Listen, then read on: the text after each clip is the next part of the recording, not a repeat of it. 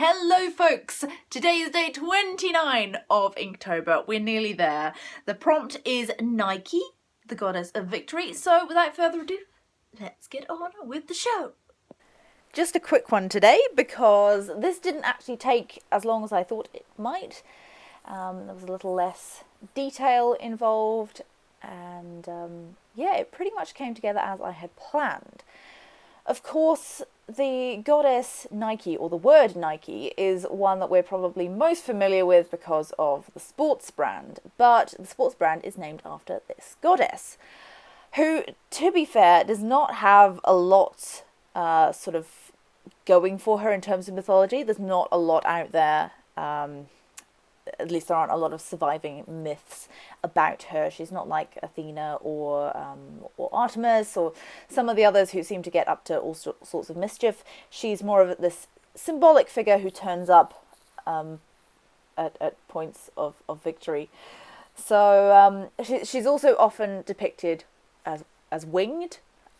So I've decided to go along with that. And the reason I had the wings white was to do with the contrast, so I tried some different thumbnails ahead of time just to play around with what colours were going to work well, and having the wings white really framed her face, meant that her hair didn't disappear into the background, and I think it really gives it that sense of forward momentum as well, having these big diagonals in white, which is the brightest colour on the page.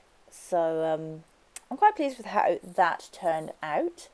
And yeah, the feeling of forward momentum was definitely the main thing I wanted to have with this.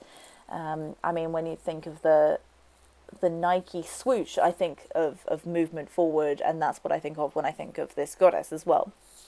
And as for the colours, I thought that purple seemed like a pretty royal colour, so I went with that, and I wanted to keep the colour palette quite simple. I haven't used a lot of purple in Inktober generally, so that was a nice thing to include as well as sort of one of the main colours in this piece. And aside from that, I love the way purple looks with gold. Now, purple and yellow are opposite ends of the colour wheel, which means that they kind of vibrate against each other. Your eye flicks between the two and it creates this vibrance. And so gold, being the metallic version of a yellow, really works well with purple. So I'm really pleased with how the colours turned out in this.